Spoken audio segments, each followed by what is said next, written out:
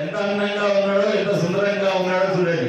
అటువంటి హనుమత్ కళ్యాణంగా మనమందరం కూడా ముందు మన అమ్మ అయినటువంటి ఆ స్వచ్ఛ ఉత్తరాయణ పుణ్యకాల వసంత చైత్రమాస శుక్లపక్ష పౌర్ణమ్యా స్థిరవాసయుక్తాయ హనుమత్ జయంతి మహోత్సవ అంతర్గత స్వచ్ఛాసనే హనుమత్ కళ్యాణ లీలావళి మహోత్సవే స్వామి నిశ్చయం గరిష్యే.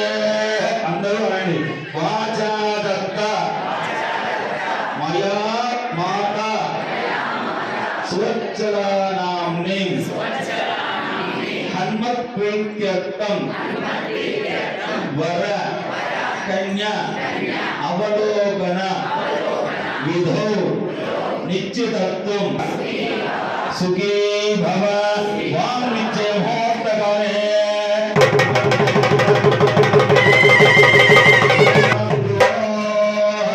మరి స్వామివారి కళ్యాణోత్సవంలో నిశ్చితార్థం చేసుకున్నప్పుడు పూర్వాపరాలన్నీ చూడాలట. శివుడికేమో కళ్యాణ రాణి భారంలో అతని గుణగణాలన్నీ అడుగుతాం, కానీ కనీసం తాతగారి పేరు ముత్తాతగారి పేరు తండ్రి గారి పేరు తెలవాలి. కళ్యాణోత్సవం అయినా ఉండాలి. చేతులు భగవంతుడి చేతులు ఇది ఏమమ్మా హరి చేతులు, హరి అంటే విష్ణు. ఆ హరి చేతులు హరిస్వరూపమైన స్వామి నమస్కరించడానికి ఇబ్బంది ఏం లేదు. అందరూ అనండి. స్వామినః దివ్య స్వామినః కళ్యాణ నిశ్చయ సమయే రూప ప్రవరః. అమ్మవారు ప్రవర్తవుతున్నాం. ఓం కాశ్యప అవతార నైద్రువకాశ్యపస చతుస్సాగర పర్యంతం గోబ్రాహ్మణేభ్య శుభం భవతు. కాశ్యప అవతారాయ నైద్రువ కాశ్యప గోత్రోద్భవస్య కశ్యప బ్రహ్మణ పౌత్ర చతుస్సాగర పర్యంతం లక్ష్మీ స్వరూపిణి సాక్షాత్ మాతా శ్రీ ప్రకృతి స్వరూపిణి స్వచ్ఛలానామ్ని కన్యా. చతుర్ముఖ బ్రహ్మ ఆ విధంగా 3 తరగ ఉచ్చారణ చేసుకున్నాం. ఇప్పుడు ఆంజనేయ స్వామి యొక్క ప్రవర. అందరూ రండి. ఆంజనేయ స్వామినః ప్రవరః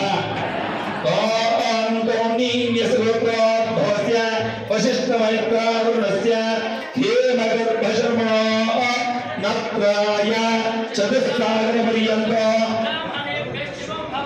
కౌండిన్యస్య గోత్రోద్భవస్య వశిష్ఠమైత్రారుణస్య పింగాక్షమరేచ శర్మణ పౌత్రాయ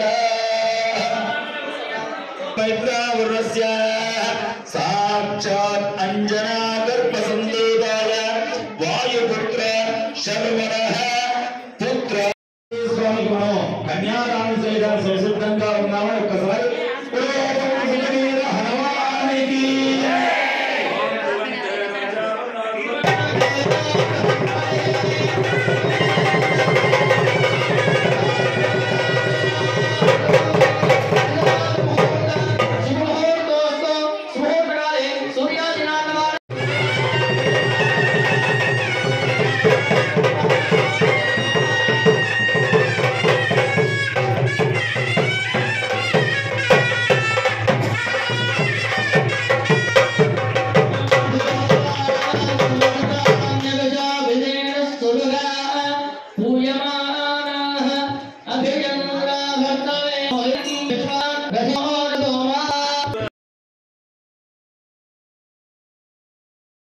సమర్పయామి.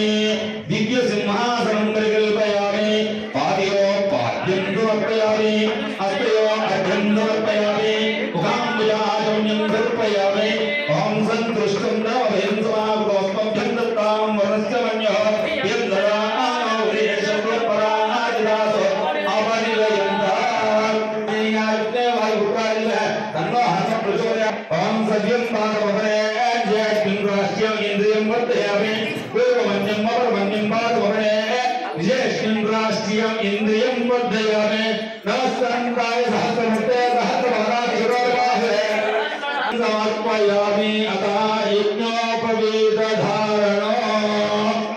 ఓం బృహత్తాస్య ధర్మాన్ని స్వస్తి పలికి చక్కగా వేదాధ్యానం అంతా కూడా బ్రహ్మచార్య ఆశ్రమంలో ఆరాధిస్తే కావాలి అంటే అందులో కొన్ని గృహస్థులై ఉండాలి. మనకు ఆదిశంకరాచార్యుడు అస్కలిత బ్రహ్మచారి చరాచర జగద్గురు. అటువంటి జగద్గురువు కూడా గృహస్థాశ్రమంలో మరి ఏమి పరమాత్మ ఉందో అన్న భావం చేత ఆయన కూడా పరకాయ ప్రవేశం చేసి దాన్ని ఆచరించి చూశారు అని విన్నాం. అటువంటి నవజాతుల నిత్యంలో ఇద్దరు అందులో అన్నింటిలో నిద్ర కావాలంటే ఈ సువత్సరాదేవి కూడా సూర్యపుత్రిగా ఉన్నప్పుడు ఈ ఆంజనేయ స్వామి గురువు అంటే సూర్య భగవాను ఆయన చండ ప్రచండమైనటువంటి ఆ తాపాన్ని తేజస్సులో ఆ యొక్క ఉష్ణ శక్తిని ధరిస్తూ విద్య నేర్చుకోవాలంటే సామాన్యమైన మానవునికి కాదు.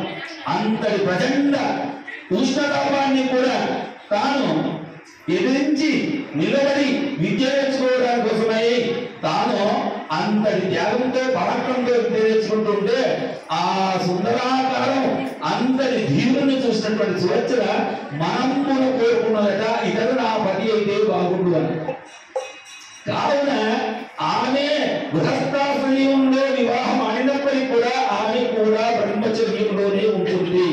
ఆయన నిత్య బ్రహ్మచారి. ఆయన కంటే విశేషమైన గృహస్థాశ్రమం లేదు. కానీ ఆమె సంకల్ప వాంఛిత తమోపదం వల్ల ఈ యొక్క భాగ్యాన్ని కలిగించారు సువత్సరాదేవికి. అలాగే సూర్య భగవాన్ యొక్క సంధ్యా ఛాయ అనే ధర్మవతులు కూడా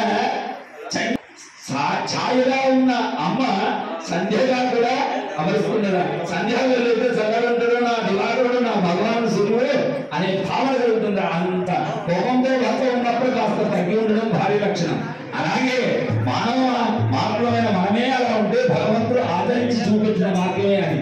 అలాంటి బ్రహ్మచర్య దీక్షలో ఉన్నటువంటి సువత్సర బ్రహ్మచర్య దీక్షలో ఉన్నటువంటి హనుమంతుడు కూడా వైవాహిక జీవితంలో గృహస్థాశ్ర ధర్మం పాటించలేదు. కానీ కళ్యాణోత్సవాన్ని ఆమె తమపడానికి అనుగ్రహించి సూర్యు యొక్క ఆదేశానుసారంగా అతడు అస్కలిత్య నిత్య బ్రహ్మచారి నవజాకృత పండితుడు సకల బుద్ధి మనకి ఇచ్చేవాడు, సకల భాగ్యాలు ఇచ్చేవాడు, సకల ఐశ్వర్యాలు ఇచ్చేవాడు, సకల భయాలు నివారణ చేసే హనుమత్ కళ్యాణ్ చూసే భాగ్యమే భాగ్యమడ.